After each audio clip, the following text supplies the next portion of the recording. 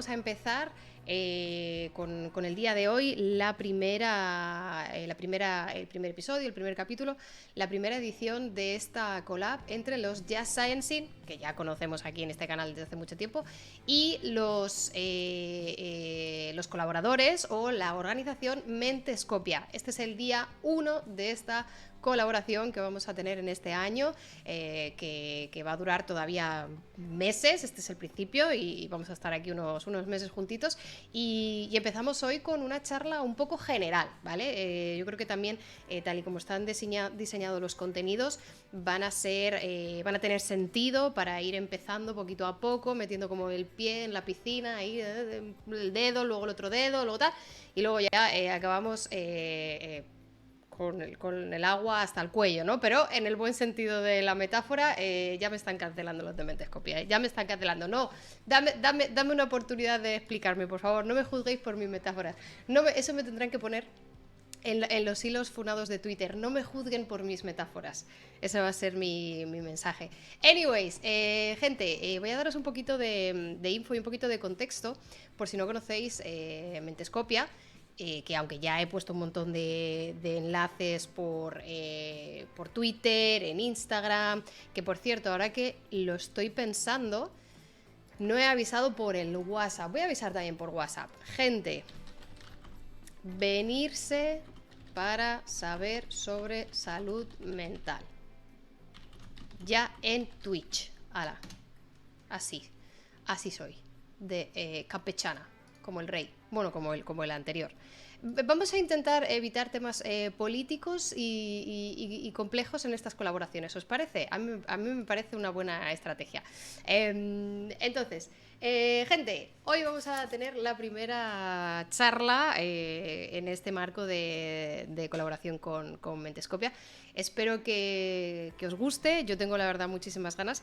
Y como ya digo, está diseñado de una manera que vamos a ir adentrándonos desde diferentes ángulos o desde diferentes perspectivas a lo que es la salud mental.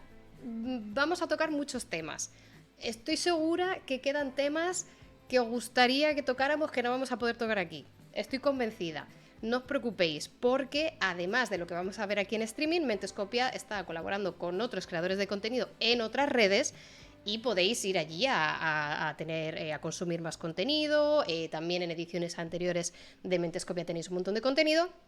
Así que no os preocupéis y no os agobiéis si decís, ay, pero es que justamente esto que yo quería que hablarais no habéis hablado, o el día que hablasteis yo no estuve. No os preocupéis, porque esto se sigue quedando en diferido y más adelante estará en YouTube, ¿de acuerdo?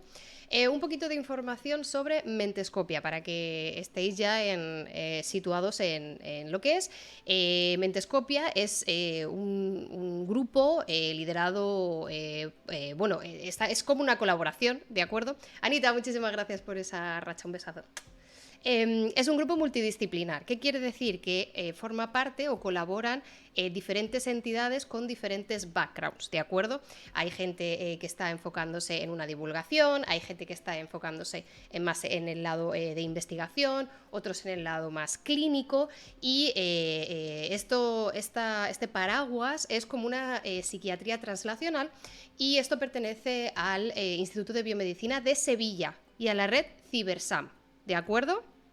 Luego, todos estos que están por allí por el sur, están colaborando con la Fundación Española para la Ciencia y la Tecnología, el Ministerio de Ciencia e Innovación, FECIT.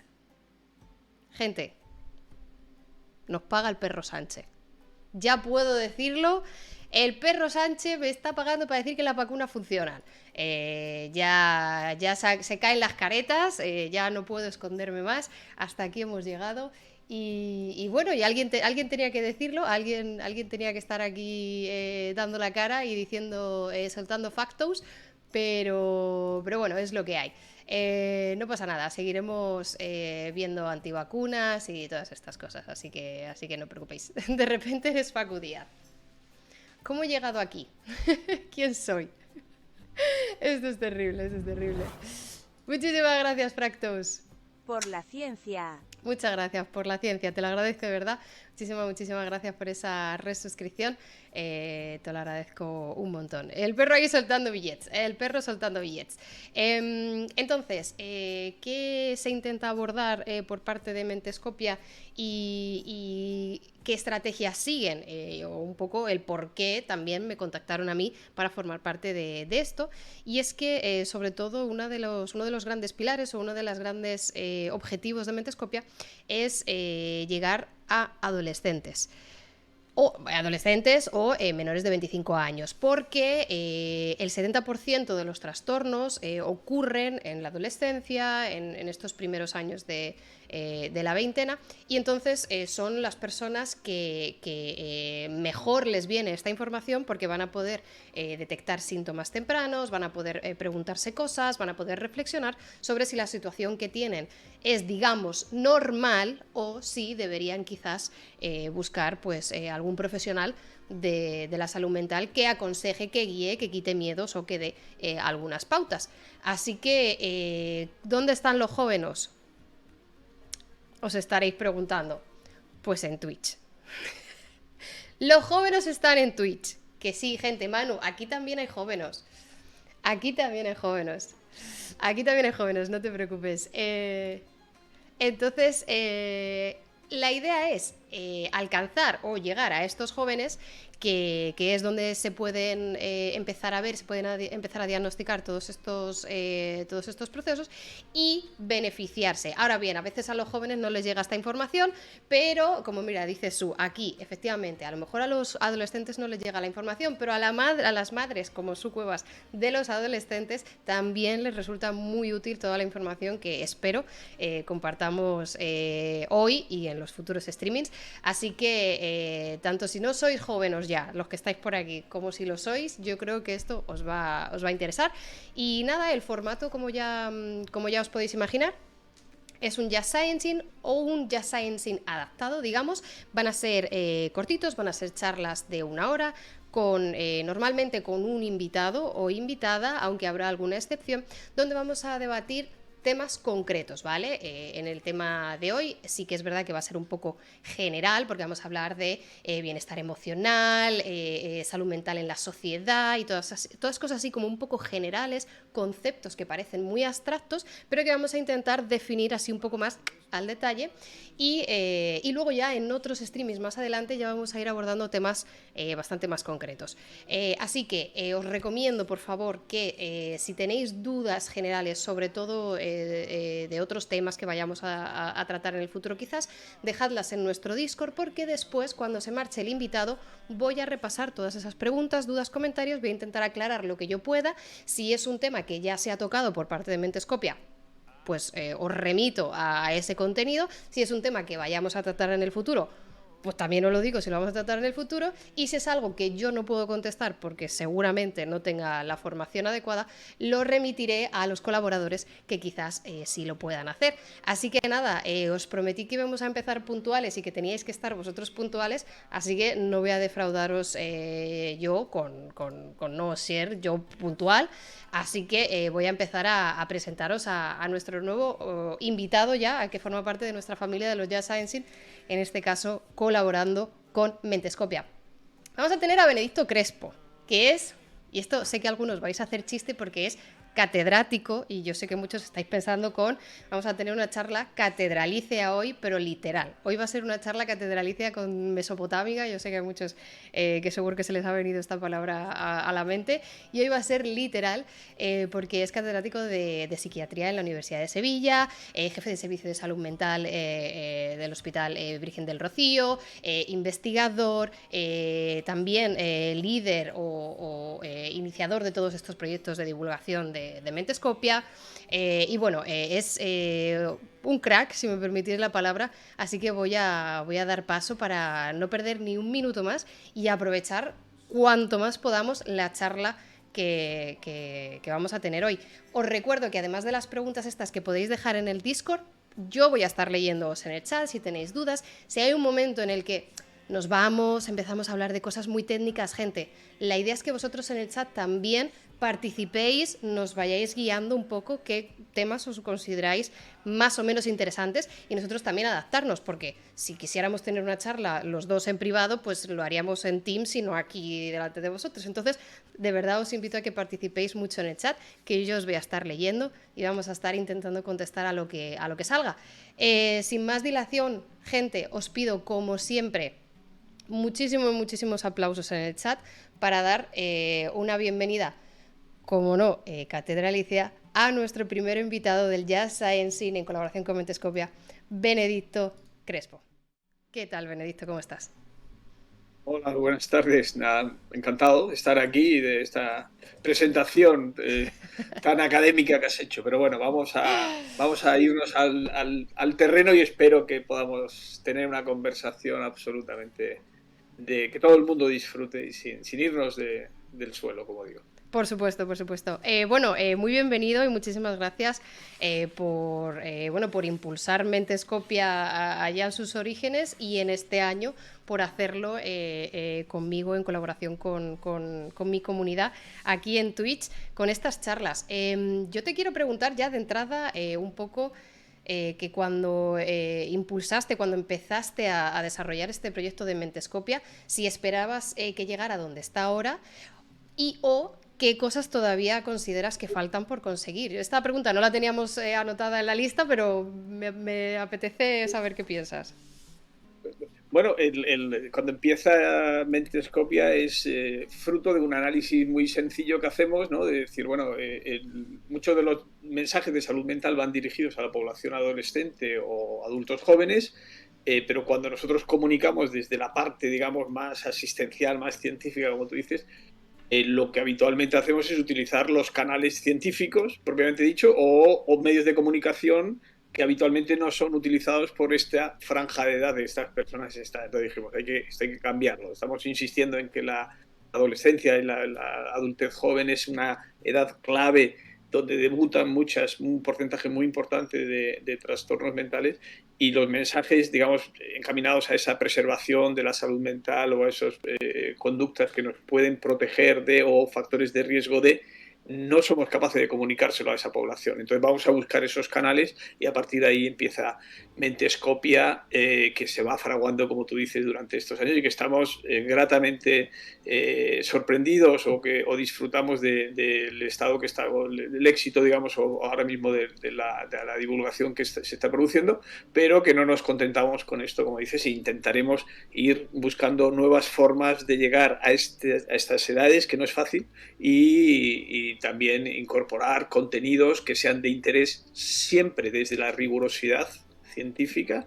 No hay moral, nosotros no vamos a decir lo que está bien o lo que está mal, vamos a mostrar evidencia para formar y que luego, evidentemente, cada una de las personas que nos escuchen pueda utilizar esa información como libremente, individualmente considere, ¿no? Eso es una característica de nuestro Mentescopia.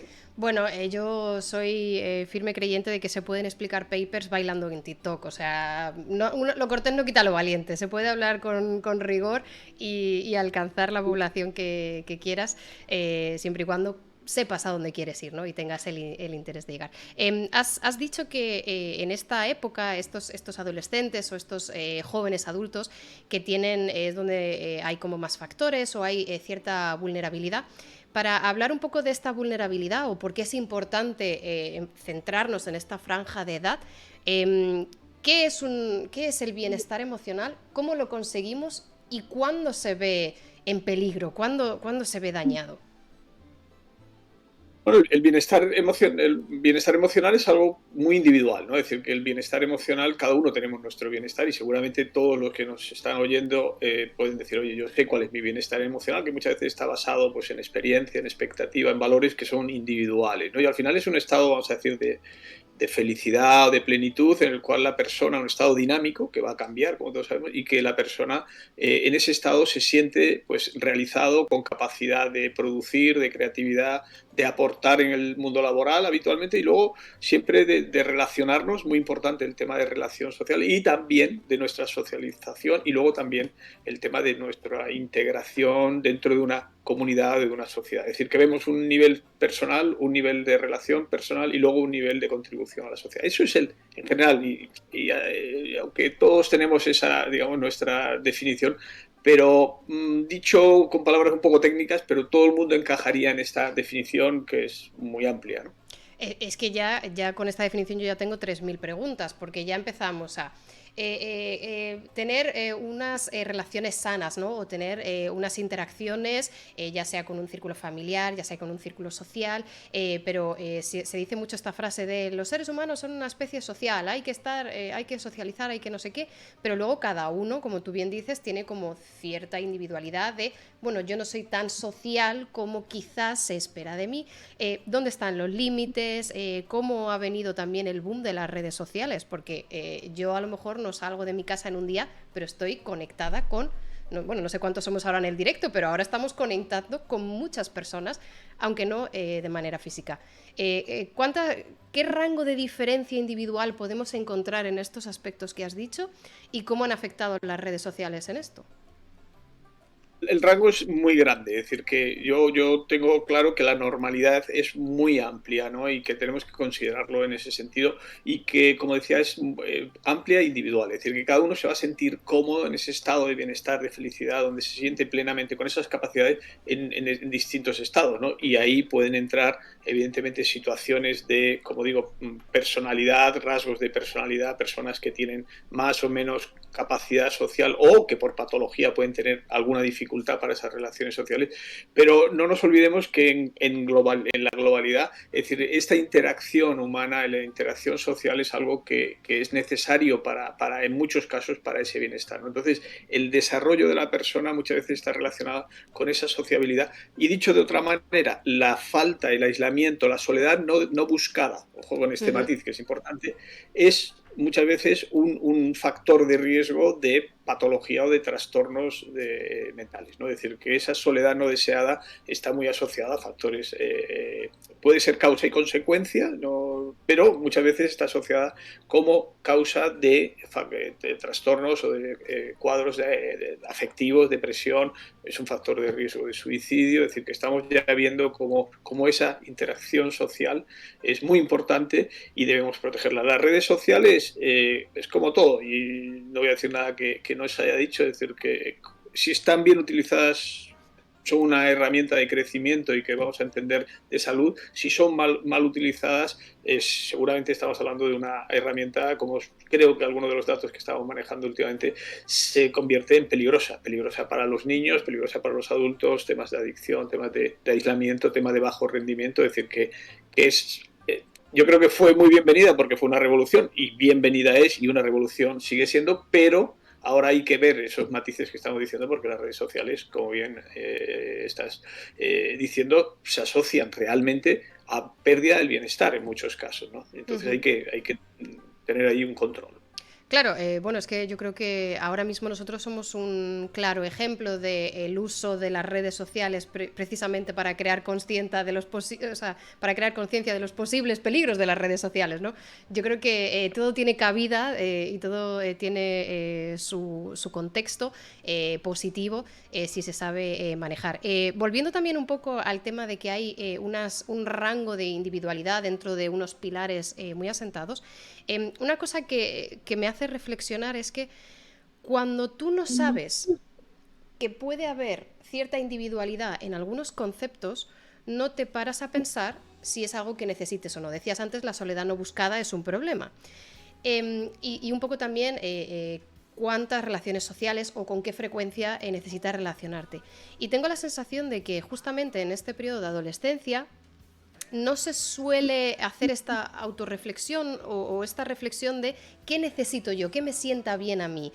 Muchas veces te dejas llevar por lo que esté de moda, por la cultura, por tu familia, por tus círculos, sin quizás plantearte qué te está sentando bien a ti o si hay una conducta que te está haciendo daño. ¿Cómo haces que los jóvenes adolescentes o jóvenes adultos se planteen esas cosas si no sale de ellos? Es ¿Cómo incitas a que reflexionen en esos conceptos que son muy complejos, por otra parte? Bueno, vamos a otro tema, ¿no? Otro tema que yo creo que es muy importante que traes a colación es el tema de poder reflexionar como individuos, no cada uno de nosotros, reflexionar, analizar, meditar en muchos casos, ¿no? Yo creo que son verbos que en nuestra cultura occidental se hace poco realmente, creo que tenemos poco tiempo, dedicamos poco tiempo a estas actividades, a estas acciones y creo que es importante, es muy importante a cualquier edad. Seguramente ese déficit en las edades de adolescencia es aún más complicado porque nuestros valores cuando somos adolescentes, nuestra gratificación viene por otros factores muchas veces más externos de identificación, identidad individual, personal, y de identidad social, identidad grupal, es decir, que tenemos muchas identidades que nos vienen dadas de fuera y que ahí nos hacen quizás tener poco tiempo para esa reflexión individual de decir, oye, ¿qué soy yo? Incluso muchas veces esa identidad individual todavía no está del todo formada, digamos, con lo cual ahí entramos en un momento realmente de cambio, que es la adolescencia, un momento de inestabilidad per se, ¿no? Pero no quita para que realmente debamos mandar mensajes, insisto, mensajes educacionales o formativos en los cuales concienciemos o eduquemos a la sociedad de que igual que sabemos cómo el desarrollo o cómo los niños deben cuidar la salud bucodental o cómo un adolescente debe cuidar su salud física intentando no poner factores de riesgo cardiovasculares, eso lo tenemos asumido. Seguramente vamos por la calle en esos micrófonos que salen por ahí en algún programa de televisión y de papá y la gente hace... Si ahora decimos, ¿qué pasa con la salud? ¿Qué cuidados hay que hacer? ¿Cómo nos protegemos? ¿Cómo hacemos que esas fases o esas etapas vitales, que son muy importantes las que estamos hablando, crezcan en un entorno protector y no en un entorno de riesgo, ¿no? ¿Cómo lo hacemos?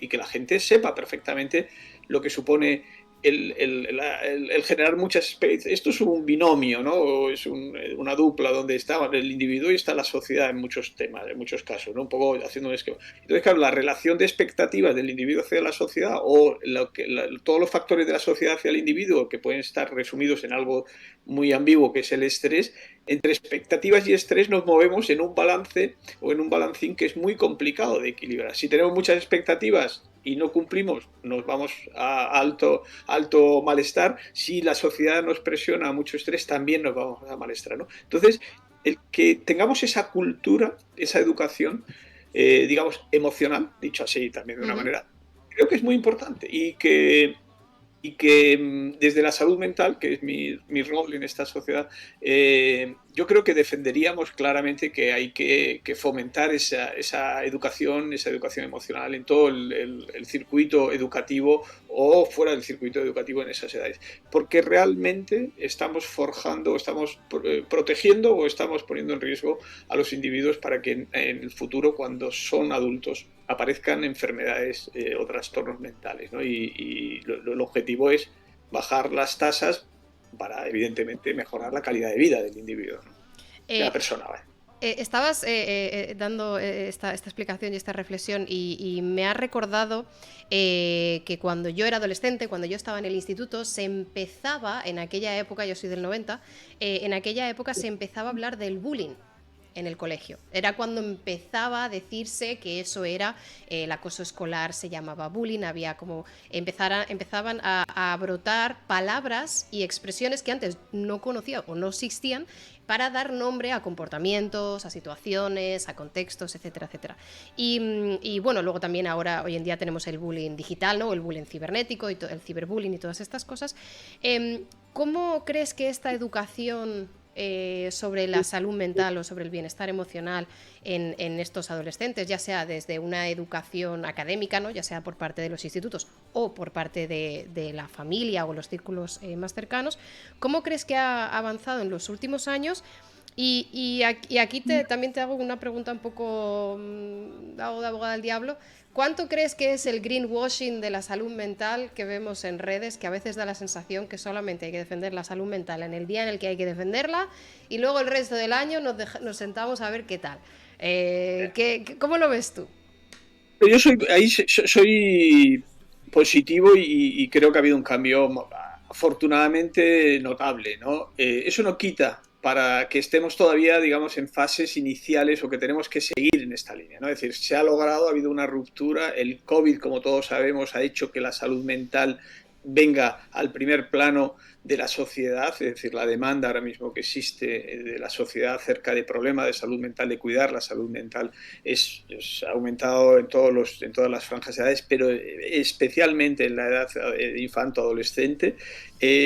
La conciencia que tiene ahora mismo todo el sistema educativo de lo que supone algo, palabra que ya he introducido, el estrés, ¿no? Es decir, el estrés, como todos sabemos, es un mecanismo biológico de adaptación que si no tuviéramos esas respuestas biológicas a situaciones, vamos a decir, desde el punto de vista del desarrollo animal, ¿no? Es decir, que tenemos todo de situaciones de peligro, ¿no? Donde hay un riesgo, o bien me estoy muriendo de hambre, o me persiguen y tengo que correr, o hay una situación donde mi integridad se ve amenazada, y eso existe en el reino animal, desde el punto de vista filogenético, en cualquier especie.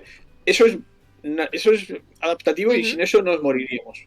Pero en el momento en que esto se genera en un estrés de alto nivel y mantenido, crónico, importante, mantenido, ahí estamos en digamos, la fisiología se torna, palabra técnica, en patofisiología. Es decir, lo que es normal se convierte en un funcionamiento anómalo que lleva a la enfermedad. Entonces, claro, todo lo que estamos hablando del entorno escolar es un tema que afortunadamente la conciencia actualmente en nuestra sociedad es alta y que se está trabajando, se tiene que seguir trabajando porque aún nos llegan casos donde esto, por mucho que se pongan alertas y se pongan sistemas de detección en el sistema educativo, es una realidad, pero una realidad donde todo el mundo, que podemos no detectarlo, pero ahora mismo todo el mundo es consciente de que esto es un problema. Tenemos que mejorar los sistemas de alerta o de detección de ese sistema, ¿no? Y eso ha cambiado.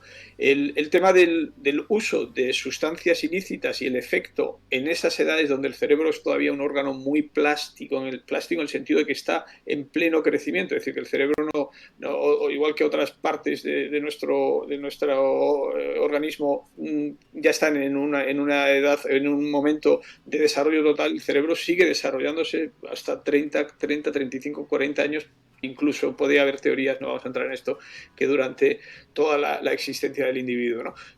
Claro, si esto es así, tú estás trabajando o poniendo factores limitantes, factores que no son positivos, a un órgano que está en crecimiento. Quiere decir que va a crecer mal. Y si crece mal, lógicamente, cuando tiene que mostrar toda su funcionalidad en edades adultas, lo va a hacer mal. Y hacerlo mal implica que aparecen las patologías mentales. Y ahí, insisto, un mensaje que yo creo que todos compartimos, empezamos a ver una dualidad mente o cerebro-entorno, es decir, el entorno, la biología y la interacción con el cerebro, ¿no? Es decir, que esto es lo que estamos protegiendo. Entonces, has tocado muchos temas en los que ya tengo muchas preguntas, porque has mencionado sustancias no aconsejables, digamos, y muchas veces sustancias ilegales de pleno, sobre todo en esta época de la adolescencia, además aquí en el entorno Twitch, donde hay mucho adolescente y donde también se ha no normalizado, pero un poco se ha pasado por alto el tema del vapeo, ¿no? Los vapers, este tipo de cigarrillos electrónicos que, aunque con diferentes grados, todos perjudiciales, basado en la evidencia científica y que también ha calado mucho entre los adolescentes. Y claro, yo sé que si hay adolescentes viéndonos o si hay padres, madres de adolescentes, van a decir, claro, pero es que en esas épocas son muy influenciables por compañeros, por lo que ven, experimentan, tienen las hormonas como las tengan, tienen el desarrollo como que... Esto fisiológicamente es cierto, ¿no? Tienen unos picos hormonales muy variados. Es el momento ideal, entre comillas, para hacer estas locuras porque tienes todas las cartas de la baraja para ir a ello. ¿Cómo previenes esto en la medida de lo posible, sobre todo para evitar consecuencias irreversibles, que es un poco el problema que enfocados en salud mental que puede tener luego en la edad adulta? Yo te respondería en este caso, y que no sirva de precedente, con una palabra. Yo creo que es información, formación, educación. Es decir, ahí es donde nosotros nos ponemos como objetivo. Es decir, que las personas conozcan cuál es la realidad, cuál es la evidencia en torno a eso y por qué hay más riesgo en determinadas edades y por qué a partir de determinadas edades el cerebro, digamos, ya está conformado y cualquier tóxico, cualquier sustancia noxa, cualquier elemento disturbador que entre tiene menos efecto sobre el cerebro. Entonces eso es una realidad. Entonces es cierto todo lo que dice el adolescente y todos hemos sido adolescentes con nuestras peculiaridades y ese es el riesgo. Por eso esa es la situación que nosotros, o el foco que nosotros queremos abordar, ¿no? Es decir, sabemos que es el riesgo, sabemos que ahí es donde se van a fraguar muchas de las enfermedades mentales. Estamos hablando, los porcentajes siempre son porcentajes, pero si te digo un 70% de las enfermedades mentales van a debutar antes de los 22, 25, 22, 23, 70. El 70, antes de los 22, 23. Mientras estamos hablando, Benedicto, le voy a pedir a los moderadores que hagan una encuesta en el chat para ver cuánta gente del chat está por debajo de los 22 años, mientras seguimos hablando, a ver qué hay. Pero cuando digo comenzar es que evidentemente cuando la patología, cuando la clínica, cuando la alteración ya llega a hacer una consulta, muchas veces ha habido muchos años donde ha habido pequeños cambios. Yo me refiero a que cuando hacemos para atrás, vemos a nuestros pacientes y decimos, oye, ¿cuándo empezó? ¿Cuándo hubo cambios? ¿Cuándo ya no estabas tú? Y eso nos lleva a estas edades. No es que esté la enfermedad diagnosticable.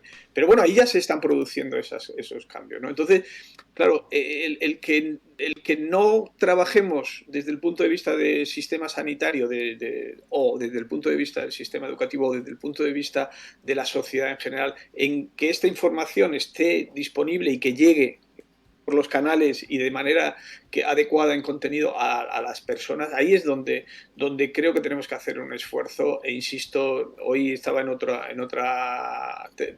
reunión y decía el ejemplo que hemos visto social y que lo usamos muchas veces, del tema de cómo accidentes de coche o cómo otros problemas sociales, ¿no?, que se entiende que pasan a ser problemas, entre comillas, y esto no es exacto, pero alguno de ellos no es problema de salud pública, algunos sí son problemas de salud pública, vemos cómo la sociedad pone más empeño en vamos a por esto, vamos a intentar. Esto nos está pasando ahora con el tema del suicidio, que como sabéis todos está muy de moda, el problema del suicidio.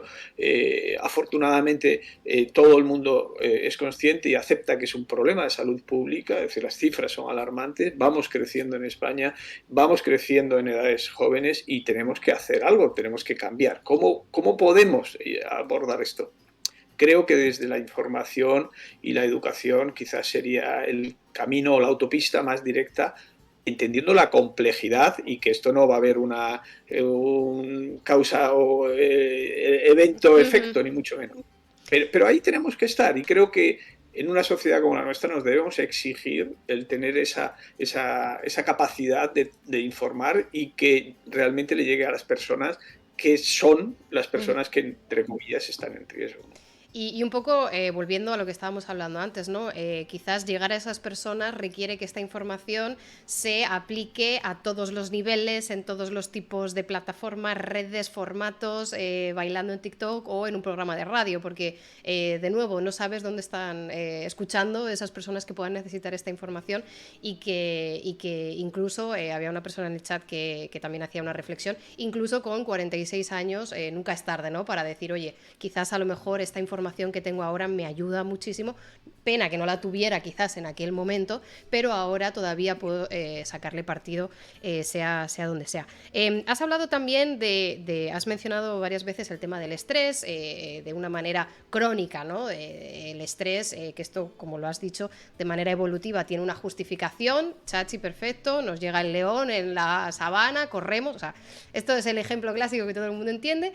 Un pico de adrenalina nos sirve, parar la digestión nos sirve para sobrevivir. Ok, ahora bien, cuando parece que me están comiendo los jaguares todos los días, mi cuerpo no da más, tengo un estrés crónico que puede, como dices, ¿no?, en unas épocas vulnerables de desarrollo causar cambios irreversibles, o en épocas adultas, que aunque no tengamos tanto desarrollo cerebral, también nos puede afectar en muchos niveles. ¿Cómo es así en nuestra sociedad parece que hemos normalizado este estrés crónico, ya todo el mundo está estresado, lo normal es estar estresado en tu trabajo, lo normal es llegar muerto al viernes y descansar el fin de semana lo justo para volver al lunes. No sé, ¿cómo es esto de la normalización del estrés y lo común que es tanto en adolescentes como en adultos? Bueno, lo que tú bien dices, ¿no? Es decir, que al final llega un momento en que cuando hablamos de, como tú dices, normalización de lo que es normal, ¿no? Entonces empezamos a la normalidad como salud, normalidad como promedio, ¿no? O normalidad como modelo social, es decir, que tenemos, hay varios tipos de normalidad, pero estos son los tres más habituales. Entonces, claro, nosotros decimos, bueno, lo normal es estar con estado de salud, esa es la normalidad. Estamos hablando de la normalidad como, no como modelo, que es otra normalidad, sino como el promedio. Entonces, ¿qué es lo que estamos viendo? Y antes hablábamos un poco, y son temas, insisto, que son temas muy, muy sociológicos, psicológicos, que hay muchos ángulos, pero bueno, yo os cuento un poco lo que nosotros defendemos o promovemos desde aquí, ¿no? Es decir, que al final, claro, estamos en ese binomio que decía, ¿no? De personal, de cuáles son nuestras capacidades, y ahí aparecen conceptos también muy o visiones que son muy oportunas, como es todo lo que es el desarrollo, ¿no? Digamos, la capacidad cognitiva psicológica de cada uno de nosotros, es decir, que tenemos nuestras, que son internos, que pueden ser externos, ¿no? Que al final es, por ejemplo, pues la curiosidad, la capacidad de adaptarnos, la capacidad que tenemos de en situaciones adversas no exponernos mucho, es decir, que hay muchos componentes personales que al final, todo el tema de la inteligencia emocional, ¿no? Que nos hacen tener digamos, nuestra caparazón personal, ¿no? Que hay personas que tienen más y personas que tienen menos, y luego algo de lo que yo creo que es destacable es lo que está ocurriendo en nuestra sociedad, ¿no? Es decir, en nuestro entorno, en nuestra comunidad, ¿no? Entonces, claro, ahí sí que estamos viendo cómo factores que antes no estaban tan presentes empiezan a estar muy presentes en nuestra sociedad. Y entonces hay factores que pueden ser amenazantes desde el punto de vista de éxito social, de necesidades, a veces, y esto puede ser un poco ampuloso, ¿no? Es decir, pérdida de valores, con lo cual no tenemos agarraderas, digamos. Entonces la persona, en ese sentido, todo lo que viene de fuera puede sentirse como que supera nuestra capacidad, y ahí aparece esta fricción que hablábamos antes de estrés. Entonces tenemos nuestra sociedad, que es cambiante, que es más exigente, que muchas veces por esas falsas expectativas que nos podemos generar nos llevan a frustración, y ahí tenemos quizás la tormenta perfecta, es decir, pocas capacidades o menos capacidades.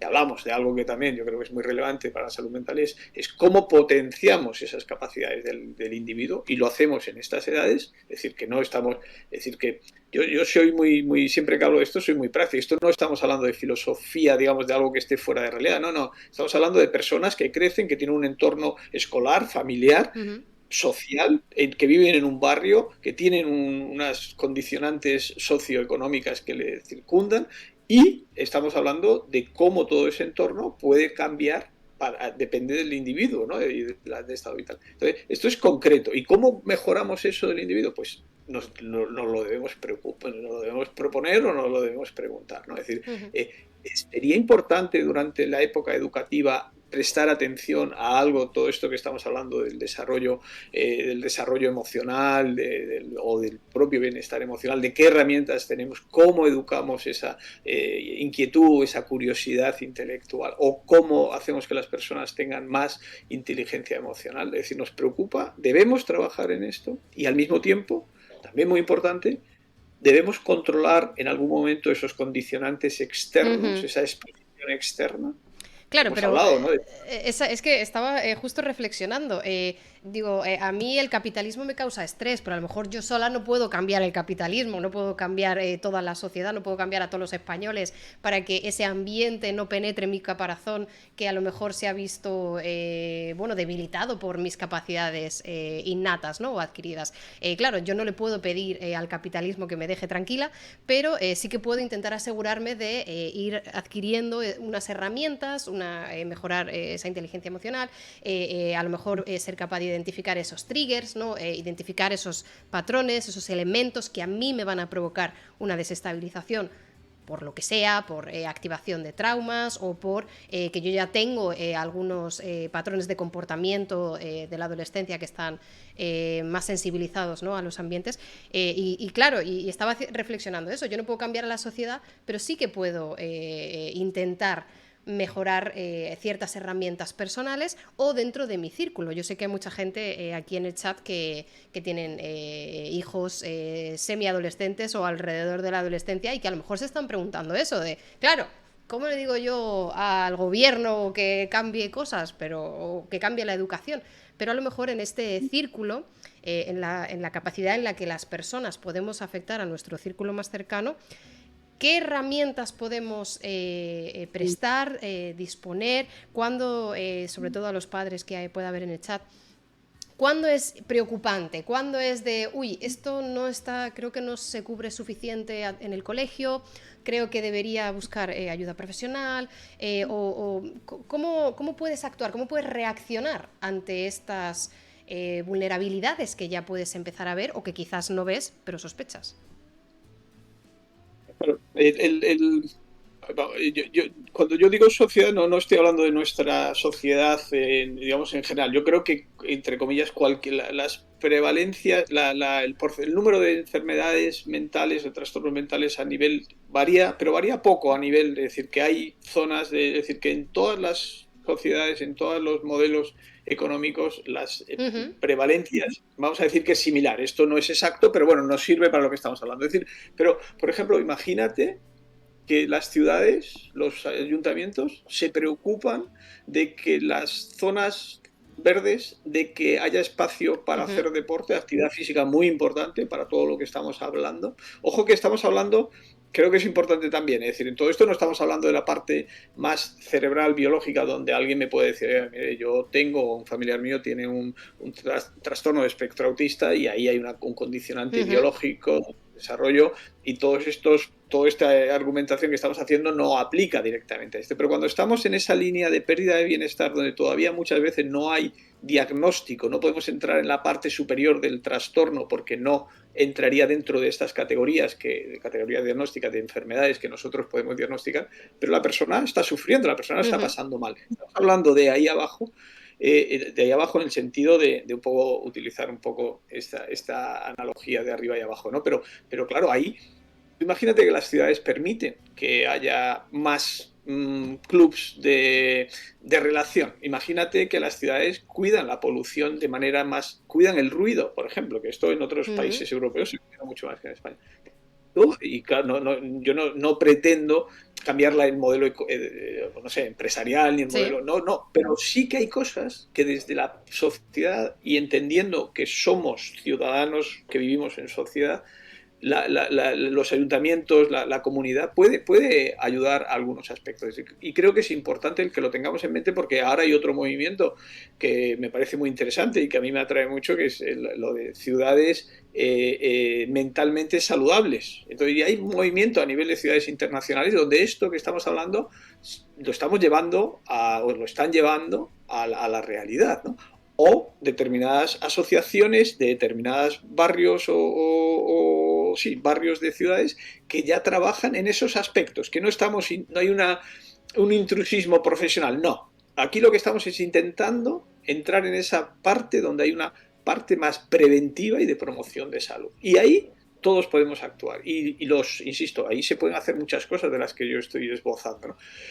Lo único es que la sociedad, los individuos y por lo tanto su combinación en conjunto, en sociedad, en comunidad, deben entender esto. Entonces, decir, oye, no, es que esto es importante. Esto no es un tema banal. Lo que has dicho antes del acoso en los colegios. Esto no es un tema de pobre a le ha tocado, pues le ha tocado. No. Es que esto no lo podemos. ¿Por qué? Porque es que no podemos permitir, perdón, ya termino un poco el tema de los grupos vulnerables, ¿no? Es decir, que, claro, nuestra sociedad es una sociedad, entre comillas, de bienestar, estamos en el primer mundo, pero, claro, esto no le afecta a todo el mundo por igual. Entonces, ¿qué pasa con poblaciones con cierto grado de estigma social, o determinadas etnias, o determinadas población migrante. Es decir, claro, estas personas que están en grupos vulnerables tendremos que tendremos que poner foco e intentar que esas personas reciban el apoyo que deben para tener ese, digamos, para bajar el estado de malestar y controlar el riesgo de que aparezcan enfermedades mentales. Yo creo que es una discusión lícita y que debemos plantearnos en nuestro país, ¿vale? Sí, sí, no. Y además has mencionado un concepto que decías, no es intrusismo laboral, es que esas mismas personas que están en ayuntamientos, en los institutos, en diferentes entornos sociales, vean la importancia y promuevan o salga dentro de sus capacidades diferentes cambios. No es decir, es que ahora hay que poner a un psicólogo en todos los colegios. Bueno, a lo mejor no, o sea, a lo mejor sí, o a lo mejor hay otras medidas que se pueden implementar desde el propio profesorado, que no requiere tener una titulación en psicología para implementar ciertas cosas, ¿no? Entonces, me ha parecido muy bien que dijeras, no es intrusismo laboral, como diciendo que queríamos... Claro, no. Y ahí hay un concepto fundamental que yo creo que que debemos decir, es que aquí no pretendemos patologizar la sociedad. Es decir, estas cosas estamos diciendo que estamos por debajo de lo que es la patología. Estamos hablando de esos factores que nos ayudan a vivir con más calidad, más felices, con más bienestar, o, dicho inversamente, a no perder ese bienestar. Entendiendo que esa pérdida de bienestar, en muchos casos, es el preámbulo, el primer paso para llegar a la patología mental diagnosticable, y ya estamos hablando de otra cosa, y quizás esto podemos hablar de lo que consideres y lo que vaya surgiendo, ¿no? Pero discernirlo bien, ¿no? Entonces, oye, ¿no? Y ahí quién interviene, ahí puede intervenir, como tú dices, muchas personas que no tienen por qué tener una...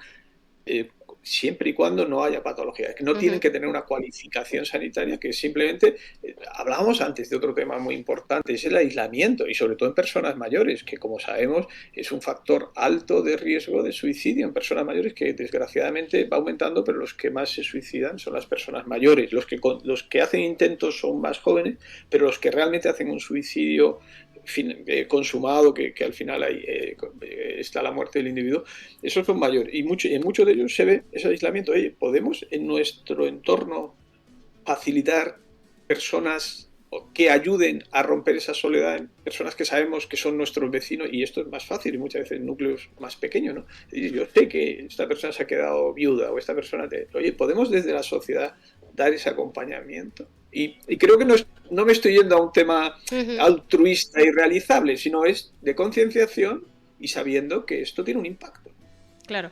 Había un comentario en el chat que justo también un poco viniendo a colación de lo que decíamos, que hay muchas maneras de crear conciencia e implementar, que no tienen que ser profesionales sanitarios, que decía, un amigo tiene unos días libres en su trabajo para cuidar su salud mental, y me ha recordado a que cuando yo estaba haciendo el doctorado en Viena, como mi laboratorio estaba en un subterráneo, yo no tenía ventanas a la calle, entonces yo tenía un día al mes se llamaba Día de Luz, extra de vacaciones, porque se consideraba que parte de mi salud mental y parte de mi bienestar como ciudadana era exposición a la luz, exposición a la luz natural, al sol.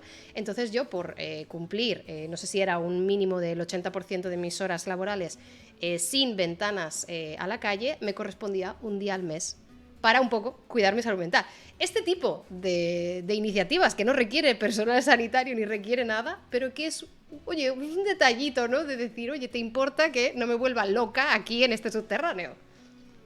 Y ahí, bueno, sacas otro tema, que es el tema amplio de lo que es la salud laboral, que cada vez se mide más y cada vez tenemos más, pero se mide poco, vas a decir, todo el tema de lo que es la salud mental asociada al puesto de trabajo. Es decir, cuáles son los factores estresantes, cómo es el grupo, cómo se genera. Y esto, y ahora me voy a la parte económica, supone porcentaje altísimo de bajas laborales. Eso supone una baja productividad, y supone para nuestra sociedad, unas pérdidas económicas, siendo muy económico. Pero bueno, pero hay que mirarlo también así, ¿no? Entonces, oye, debemos invertir en esto. Claro, para Yo diría que prevenir. sí. Es que al final La prevención. este tipo es una previsión o de hacer reuniones anuales o mensuales en los grupos para comprobar que la salud mental y la salud laboral de la gente esté en check, que es esta inversión, como tú dices, que nos puede prevenir luego una baja a posteriori. Y como dices, ya simplemente desde el punto de vista monetario, desde el money, quizás es algo que le interesa a las propias empresas implementar. Y como dices, ya no es algo altruista por el bien de la humanidad, sino incluso por el bien de tu propia empresa. Pero oye, si es un win-win, yo lo compro. Claro. Yo no Sí, sí, tengo no. ningún problema. Has mencionado también un tema que me parece súper interesante, que también está muy de moda últimamente, que es toda esta cronificación del estrés y que cada vez hay más investigaciones que asocian o que encuentran un link entre estrés y otras enfermedades, muchas de ellas en el grupo gastrointestinal, ¿no? Enfermedades intestinales asociadas al estrés, y se decía que teníamos un cerebro en el intestino, y parece ser que literal, esto es prácticamente literal. ¿Cómo es la evidencia científica de hoy día asociando todas estas enfermedades al estrés? ¿Crees que ahora está sobrediagnosticada esta condición? ¿Crees que simplemente al tener una normalización, como decías antes, de qué es lo promedio, de un estrés crónico más alto, aparecen más de estas enfermedades que antes había pero que eran menos comunes? ¿Qué opinas sobre este tema? En ese link que tú dices aparece todo el sistema inmunológico, ¿no? Uh-huh. Donde realmente hay un impacto de lo que es el estrés fisiológico en lo que es el buen funcionamiento del sistema inmune, ¿no? Y a partir de ahí aparecen muchas enfermedades que se relacionan con el estrés y que tienen como paso intermedio, así dicho también brevemente, muchas alteraciones del sistema inmune, con lo cual esa es una realidad y es un tema que se investiga, cada vez se investiga más, sobre todo a nivel de la neuroinmunología, ¿no? Uh-huh. Es decir, donde el cerebro y el sistema inmune están muy relacionados. Lo que dices del intestino, pues ahí aparece otra palabra que yo creo que también es muy conocido, y es el tema de la microbiota, la Uh-huh. flora intestinal, ¿no? Es decir, cómo el tipo de flora intestinal está afectando el funcionamiento cerebral y puede ser predisponente de enfermedades mentales, y hacemos investigación en esa microbiota, haciendo análisis de heces, incluso determinados se plantean algún tipo de trasplante Uh-huh. o de cambios de heces para cambiar la flora intestinal. Eso es un gran área de investigación, pero que está muy, muy situada en todo lo que decimos el tema de la neuroinmunología, ¿no? Que es un tema apasionante. A nosotros, desde el punto de vista de investigación experimental, también estamos ahí involucrados, ¿no? Es decir, cómo podemos, controlando reacciones inmunológicas o lo contrario, cómo determinadas reacciones o procesos inmunológicos puede estar alterando lo que es el funcionamiento cerebral y dando pie a enfermedades mentales. Eso es un tema de investigación. No tenemos en salud mental ahora mismo, no hay psiquiatría en salud mental, no hay ningún biomarcador, no hay ningún elemento que se asocie directamente a un diagnóstico. Estamos en ello, Uh-huh. o se está investigando. Creo que no estamos todavía a un nivel de que yo te diga o te adelante, o a lo mejor en 10, 15 años. Creo que el cerebro es tremendamente complejo de investigar, y la relación cuerpo-cerebro es aún más compleja de investigar, pero sinceramente creo que es el camino por el cual vendrá conocimiento que nos ayude a entender algunas de las enfermedades mentales, sobre todo aquellas que tienen más componente Uh-huh. biológico cerebral, ¿no? Enfermedades como la esquizofrenia, como autismo, como la depresión o trastorno bipolar, también lo incluye ahí. Seguramente ahí habrá hallazgos que nos vayan acercando a un conocimiento exacto, y a partir de ahí proponer nuevos tratamientos más específicos, ¿no? Pero ahora mismo estamos lejos, pero a tu pregunta creo que es importante también que entendamos el cerebro como ese órgano plástico que decía antes, pero tremendamente o muy comunicado con el resto del cuerpo. Entonces, problemas de infarto, de problemas cardiovasculares y enfermedad afectiva, problemas, como tú bien dices, de autoinmunidad o dermatológicas que tienen su asociación a enfermedad mental. Es decir, que claramente el cerebro está muy conectado con el cuerpo y con el resto del cuerpo, y a partir de ahí hay mucha interacción y mucha patología que están asociadas con causas Uh-huh. más somáticas, ¿no? Digamos. Claro, es que yo creo que todos tenemos la imagen mental de nuestro cerebro ahí encapsulado en el cráneo, nadie lo toca, nadie lo dice, porque que siempre lo difícil que es acceder con tratamientos al cerebro y tú dices, bueno, pues si es difícil acceder a un tratamiento, más difícil será un microorganismo de mi intestino, pero no, tienen autopistas de peaje especiales y saben cómo conectar muy Pues sí. directamente, mucho mejor que nosotros. Me interesa mucho el tema de la microbiota y de la neuromodulación porque creo que tiene mucho potencial. Como tú dices, todavía no hay marcadores y además el tema de la investigación de microbiota, eso es una complejidad espectacular.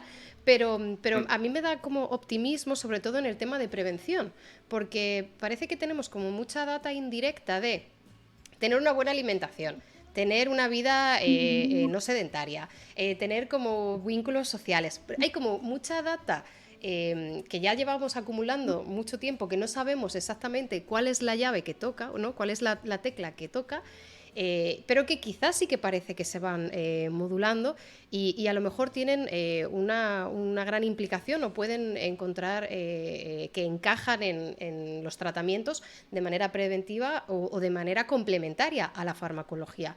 ¿Cómo es en la actualidad el tema de combinar farmacología con otras terapias que no requieran de fármacos? ¿Ha cambiado en los últimos años? ¿Se utiliza un poco más? ¿Es menos? ¿Cómo va esto?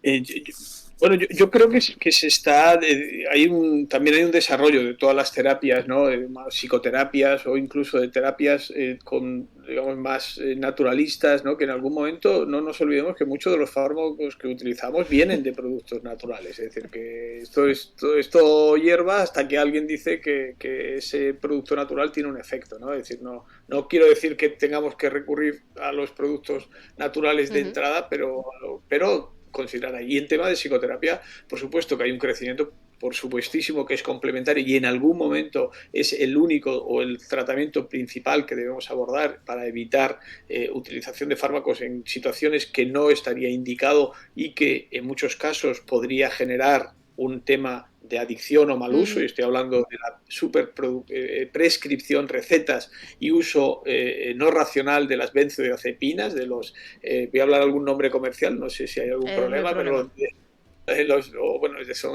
son genéricos muchos de ellos, los diazepanes o el alprazolam, es decir, o el lorazepam, orfidal, son nombres que todos tenemos, el Uh -huh. transilium, el tranquimacin, todos los tenemos, y muchas veces quizás no, hay un abuso o una mala prescripción inicial que debería haber sido sustituida por abordajes desde el punto de vista de psicoterapia, no una psicoterapia muy compleja, pero manejo de ansiedad, otro tipo, el mindfulness, que está muy de Uh moda y -huh. que también se puede hacer un mal uso, como antes hablábamos de las tecnologías, pero que bien indicado y bien empleado es una perfecta herramienta para el manejo de cuadros de ansiedad, de pérdida de bienestar, que no deberían llegar a pasar al piso de arriba, como estoy diciendo en toda la entrevista. Y esto le tenemos que dar el valor que tiene y debemos integrarlo dentro de las herramientas.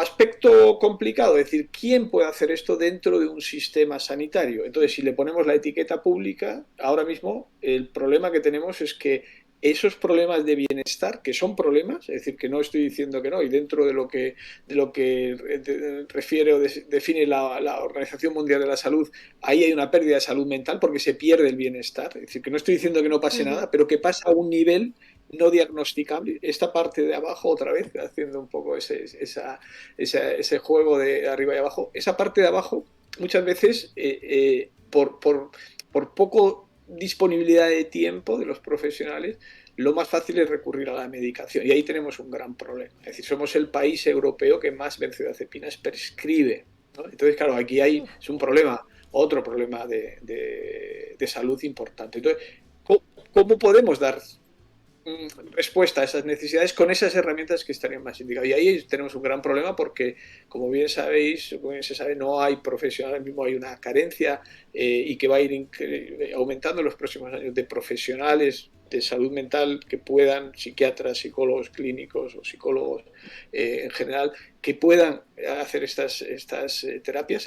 Dentro del sistema sanitario público hay un déficit Y, claro, atención primaria no le podemos pedir, bajo el Más punto de vista, cosas. este es un tema muy, muy caliente, no le podemos pedir que hagan este tipo de intervenciones. Ellos sí que apoyados por salud mental, ¿no? Entonces estamos ahora en ese desarrollo de herramientas que ya estaban hace años, pero implementarlas para poder, desde atención primaria, con la ayuda de salud mental y otros profesionales, dar respuesta a esos cuadros leves de malestar o de pérdida de bienestar que nunca deberían llegar a la parte farmacológica, como tú dices. Claro, pero es que es muy complicado porque yo a lo mejor me imagino la impotencia de gente que nos está escuchando, que está por el chat y dice, vamos a ver, si hay herramientas farmacológicas, si hay herramientas complementarias o incluso a veces alternativas a la farmacología o en estadios previos, pero no hay personal sanitario. Aquí ya tenemos lo que tú dices, otra barrera más, que es la barrera socioeconómica, de poder acceder a eso. Les pedimos más a los sanitarios. Los sanitarios también están diciendo, mira, yo ya no puedo dar más. O sea, yo me imagino, ¿no?, la impotencia de estas personas de decir, pero si hay tantas herramientas o si hay tanta investigación y evidencia científica y luego no llega a la gente por todos estos problemas que hemos enumerado. Entonces yo me imagino, ¿no?, la impotencia y la desesperación de personas que puedan verse incluso en esos estadios de bajo nivel, como tú dices, previos o que pueden ser gestionables todavía, que no te mellan tanto en la calidad de vida, antes de tener que acudir a unos estadios de farmacología, pero que no tienen las herramientas ni cómo acceder a ello. ¿Qué le decimos a esa gente, Benedicto? No sé si tienes alguna respuesta o te he puesto en un compromiso, pero... No, yo creo que ese es el debate, ¿no? Yo creo que, como tú dices, y mucha de la gente que nos puede estar oyendo nos puede decir, sí, muy bien, pero ¿cómo accedo a todo esto? ¿Quién me da? Y luego, ¿quién me da criterios de calidad de lo que se está haciendo? Porque lo he dicho antes con tema concreto de todo el tema de mindfulness, ¿no? Es decir, no vale. Y luego en todo esto, pues como siempre, cuando hay mucha demanda, pues esto es Vienen las territorio estafas. de crecimiento de gente que sin cualificación dice que, y al final también vemos como esto, como en todo. Nosotros al final, cuando vemos a determinadas personas que han estado en determinados tratamientos mal hechos, como puede ver un cirujano, que es más claro, ¿no? Si tú vas a un cirujano y sale algún escándalo de cirugías plásticas no hechas por cirujano, y al final es terrible lo que, pues aquí es igual, no tenemos la cicatriz, pero tenemos el mismo hecho, y cuando tú lo ves, cuando ves a esa persona, a este paciente, tú dices, madre mía, pero es que ha habido una mala praxis durante mucho tiempo o un mal diagnóstico, y muchas veces viene por esto, ¿no? Es decir, ese territorio. Pero ¿qué debemos hacer? Esto es una lucha continua nuestra, no me lo planteas y digo, no, sino que esto estamos continuamente, ¿no? Y ahí, desde el punto de vista de la sanidad pública, que es lo que ahí tenemos que ser, no voy a decir nada, pero voy a decir que tenemos que ser imaginativos a la hora de cómo podemos darle respuesta a estas personas que tienen una necesidad, que es una necesidad, vamos a decir, de esa pérdida del bienestar, que debemos darles herramientas para que ellos mismos gestionen con esa ayuda en la situación, y no debemos patologizar, porque si patologizamos y lo pasamos al piso de arriba, que es lo que nos está pasando, los sistemas sanitarios están saturados de problemas, vamos a decir, que no deberían haber llegado. Entonces tenemos que ser imaginarios. ¿Y eso qué quiere decir? Pues muchas veces debemos recurrir a herramientas online que existen y que pueden ser buenas, temas de relajación, temas de autogestión de emociones. Debemos recurrir a estos otros, digamos, profesionales que nos pueden ayudar a hacer grupos de manejo de ansiedad, y aparece enfermería, pueden aparecer trabajadores sociales, pueden aparecer personal que viene, digamos, poco desde el punto de vista sanitario de salud mental, pero que tiene la capacidad de poder llevar esto. Esto puede ser controvertido, lo que estoy diciendo, pero en un momento de escasez de profesionales, como nos quedemos cada uno en nuestra casilla y decir, no, esto lo tengo que hacer yo, si no, esto yo, al final, lo que dejamos es a mucha gente sin atender, y creo que replantear esto, creo que digamos, es una obligación dentro de las personas que tenemos cierta responsabilidad a la hora de establecer el sistema sanitario de salud mental. Yo creo que es un planteamiento, no es fácil, no hay una solución fácil, pero debemos apoyarnos en estos, digamos, otros profesionales que nos pueden ayudar a hacer ese tipo de intervención, insisto, va por debajo de patología, y luego herramientas digitales. Y esto, que a lo mejor, insisto, puede ser controvertido, si uno mira qué ocurre en países anglosajones, en Estados Unidos el tiempo de psiquiatra es tan caro que muchas de estas estas terapias o estas aproximaciones las hacen otro tipo de profesionales y más cerca en Reino Unido es un modelo muy similar a lo que yo estoy diciendo. ¿Y por qué? Porque no hay no hay psiquiatras, no hay psicólogos clínicos y porque el tiempo es tan caro para pagar que tenemos... Y uno puede decir, es que esto se pierde calidad. Pues seguramente sí, no digo que no, pero se pierde calidad, pero se da algo de asistencia controlada. De la otra Ya. manera, es que Me estaba intentando imaginar un poco con ejemplos que yo entienda o que yo haya utilizado un poco el modelo que planteas y se me hace un poco similar a en la época COVID comparar las mascarillas con las vacunas. Y yo creo que en este caso todos estos grupos de apoyos a gestión de la ansiedad, mindfulness bien hecho, bien guiado y tal, estos pueden identificarse con las mascarillas de, bueno, vamos a ver, en este contexto puede poner un parche, puede ayudarte a no contagiar, a no empeorar, a reducir la hospitalización y la saturación de los hospitales, pero sin olvidar que te tienes que poner la vacuna en el momento en el que puedas, quieras, se permita y esto te proteja, ¿no? No eliminar la vacuna, no quedarte solamente con la mascarilla y olvidarte de la vacuna, pero hasta que te toque ponerte la vacuna, pues a lo mejor ir tirando con la mascarilla te puede ir ayudando, porque como tú dices, que se pierde calidad, sí, yo prefiero la vacuna, obviamente yo prefiero una cura, una prevención, pero mientras me dan cita para la vacuna, pues a lo mejor con la mascarilla puedo ir frenando un poco todo el caos que hay a mi alrededor. No sé si estás de acuerdo con mi metáfora, yo suelo hacer muy no, malas no, no, no. metáforas. No, no, me parece bien la analogía, pero y además un poco porque lo que tú dices, es decir, que esa mascarilla no es que sea solo preventiva, sino que puede ser curativa, es decir, que con la mascarilla puedes solucionar tu problema. Y lo que estamos haciendo, lo que debemos hacer es que esas mascarillas, digamos, vayan mejorando de calidad y que las puedan utilizar o que sean mascarillas de muchos tipos. Entonces te dicen, no, la mascarilla china es muy mala y no nos sirve. Pues a lo mejor no, pero a lo mejor hay una mascarilla china que no es como la mascarilla buena que se hace en España y que la hace una gran empresa de Alcalá de Real en Jaén, una de las que hay muchas, pero esta la conozco bien, no es lo mismo, pero dice, bueno, pero si no tengo mascarilla, mejor uso esta que ha demostrado. Y entonces yo creo que es bueno. Yo creo que esa analogía creo que es bueno. Y es algo de lo que los que nos están escuchando yo creo que deberían entender también y buscar, porque eso nos va a facilitar al sistema sanitario. Evidentemente tiene que salir del sistema sanitario, pero la gente, yo recuerdo hace años y todavía pasa que la gente decía, no, los genéricos no, la medicación genérica no, porque la medicación genérica pasa unos criterios de calidad, de farmacología exactamente no, pero muy parecidos a lo que son los productos originales, ¿no? Entonces, claro, tú dices, no, genérico no, pues sí es lo mismo. Es decir, entiéndeme, no, si tú me vas a tal, no, pero la eficacia es muy similar, ¿no? Entonces, decir, ¿por qué no? Pues, ¿por qué no? El por qué no, e insisto, en una época de...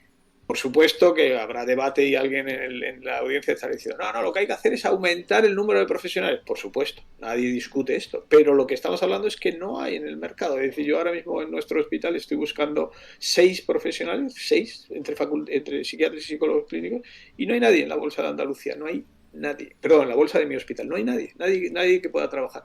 Y claro, tengo que hacer 6 personas, pues 6 bloques de pacientes que van a recibir, vamos a dar una solución, pero que en principio pero no el van a tiempo, tener. ya simplemente el tiempo de espera ya va a ser más largo. O sea, es que eso es obvio. Eso es obvio. Con lo cual eso yo creo que es un modelo que tenemos que ir integrando, ¿no? Sí, sí. Bueno, y aquí también esta reflexión que lanzabas decía, es que hay que poner más sanitarios, por supuesto, y yo creo que aquí también como sociedad o como individuos también tenemos voz y voto, literal, tenemos voz para reclamar los servicios que consideremos necesarios, tanto de manera individual como de sociedad. Yo siempre, cuando yo como tengo el doctorado en alergología, pues aquí hablamos muchas veces de alergias y la gente me dice, es que no me han diagnosticado, y yo siempre digo lo mismo, insiste, pide segunda opinión, ve otra vez, porque tienes que reclamar tu derecho a ser tratado, y muchas veces la falta de información te hace tener menos herramientas para reclamar eso. Entonces es importante reclamar sanitarios y profesionales, que creo que en esto estamos todos de acuerdo. Estamos ya a falta de la hora y quiero terminar también con un tema que nos cuentes un poquito, porque justo estabas hablando de falta de personal sanitarios, los medicamentos genéricos, no genéricos, y yo quiero que me digas un poco tu punto de vista sobre la reflexión del abuso de esta farmacología que se ha podido hacer, las cantidades ingentes de prescripciones y un poco quizás en algunos contextos o en algunas épocas se ha demonizado el tratamiento psiquiátrico porque para la gente que no estamos muy metidos en salud mental, para nosotros los psicólogos nos dan palique, nos intentan sacar los traumas y los psiquiatras nos dan pastillas y nos mandan a casa. ¿Cómo es esto? ¿Qué ámbitos se encarga o de qué ámbitos se encarga la psicología, la psiquiatría? ¿Y cómo va esta demonización de una excesiva farmacología que, como tú has dicho, en algunos casos ha sido real? Bueno, la psiquiatría como disciplina médica tiene esa capacidad o tenemos esa formación para el manejo de fármacos, ¿no? A la hora de tratar la enfermedad, que psicología clínica no tiene, a día de hoy no tiene esa capacidad o esa autorización para la prescripción de fármacos, ¿no? Ahora empieza, por ejemplo, enfermería empieza a prescribir algún fármaco en algunas comunidades, ¿no? Es decir, otra vez por la situación real que estamos viviendo, ¿no? Yo ahí la diferencia que yo intento hacer, yo creo que yo lo haría en buena y mala asistencia, es decir, entendiendo que cada categoría profesional tiene sus atribuciones, es decir, cuáles son sus roles y lo que capacidad, pero luego yo creo que es muy importante que los profesionales tengan buena formación en lo que están haciendo. Y hay psiquiatras que hacen muy buena psicoterapia porque se han formado en psicoterapia y que dentro de la formación de la psiquiatría hay una parte importante que es la formación en psicoterapia y que se siguen formando y hacen muy buena psicoterapia. Y hay psicólogos clínicos que evidentemente tienen esa capacidad clínica de ayudar en psicoterapia, obtener buena psicoterapia. Hay otros psicólogos clínicos que hacen más temas neurocognitivos o temas más evaluativos. Es decir, que creo que debemos... esta guerra yo creo que no debería existir, la guerra, sabiendo que somos profesionales complementarios y que debemos exigir esa calidad a todos los profesionales que trabajan en salud mental a la hora de ser personas cualificadas y acreditadas a la hora de hacer lo que hacemos. Porque en psicoterapia también caben muchas cosas. Es decir, hablamos de la mala praxis farmacológica, que es más evidente, pero también hay muy mala praxis de psicoterapia y que también hay algunos artículos que lo demuestran. Es decir, que lo que decíamos antes, es decir, que cuidado con la mala utilización de la psicoterapia, que es menos fácil si alguien te da determinada dosis por encima del umbral, es fácil porque es cuantificable y dice, uy, este doctor me ha dado más o me trató con... Y la psicoterapia queda más diluida, pero insisto en que una psicoterapia mal implementada es, yo diría que tan dañina como una sobremedicación, ¿no? Bueno, pues muy buen point. Exigir esa profesionalidad, sea del ámbito que sea, y ser conscientes de las tareas, ¿no?, que tiene cada una y que a veces es necesario acudir a un profesional o a otro profesional según el caso. Como siempre, ante la duda, nosotros desde aquí siempre decimos consulten con sus médicos de cabecera, con sus profesionales sanitarios de salud mental, de donde sea, porque es quien conoce vuestros casos, vuestra situación personal y quien os puede aconsejar mejor. Pero Benedicto, ha sido tremendo placer. Al final, lo que decíamos, nos faltó tiempo, o sea, preguntas y temas no faltaron. Nos faltó casi tiempo. No sé si quieres lanzar un último mensaje, ya sea de general, de Mentescopia, de todos los contenidos que se vienen, de lo que tú consideres adecuado. Bueno, yo agradecerte la entrevista, también te felicito porque, bueno, alguna de estas he hecho y no siempre me encuentro con gente que lo hace tan bien como tú. Ha sido para mí un placer y luego creo que has llevado la conversación a temas relevantes. Espero que toda la audiencia haya disfrutado de lo que hemos hablado y por lo menos que haya sido esta hora, si la han seguido entero, que haya sido un tiempo productivo, ¿no? A mí lo que me gustaría promocionar es Mentescopia. Mentescopia no soy yo, es decir, Mentescopia son decenas de profesionales a nivel de todo el territorio nacional, expertos en sus áreas, de lo que habla cada uno de ellos. Entonces, como tener, insisto, de la variedad de temas, tener la información de expertos de Madrid, Barcelona, Bilbao, Sevilla, Granada, de cualquier territorio, cualquier zona del territorio nacional donde estés experto, y en unos formatos que intentamos que sean eso, que sean fáciles de entender, mensajes claros.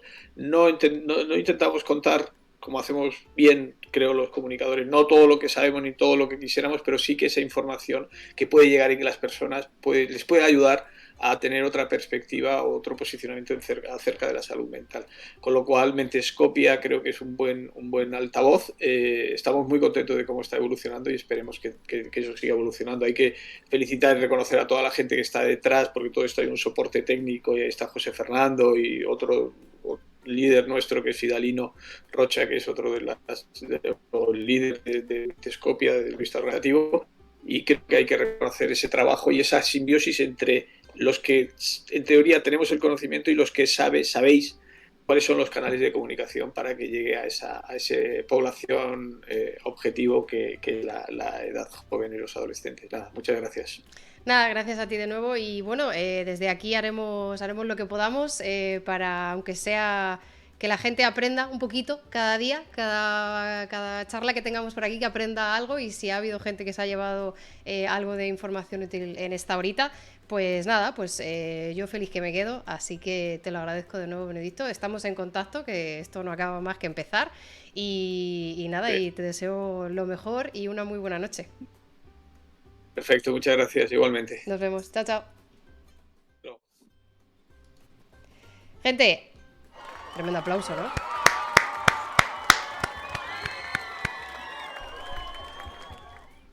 Tremendo aplauso, ¿no? Yo creo que no podía haber salido mejor, la verdad. Ya os avisé de que estas charlas iban a ser muy on point, iban a ser horas clavadas, aprox, con un poquito de flexibilidad, pero iban a ser horas clavadas porque esto también nos permite poder traer a investigadores que están, como ya sabéis, como os podéis imaginar, extremadamente ocupados, y entonces en este marco yo creo que teniendo la presión de que es una hora, yo pido perdón porque seguro que voy a hablar muy rápido, pero así también hacemos a la gente que delibere a buen ritmo.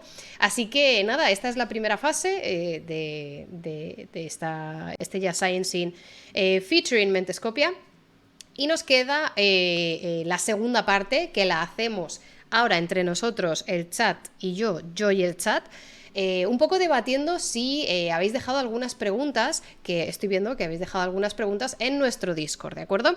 Entonces, la idea es que ahora, con toda esta charla, con todo este caldo de cultivo que nos ha generado Benedicto, si tenéis dudas que yo pueda contestar, porque sepa, os pueda direccionar a otro tipo de contenido, así lo haré, y si no, pues un poco para reflexionar, porque como bien ha dicho Benedicto, yo creo que aquí todos podemos hacer muchas cosas a muchos niveles.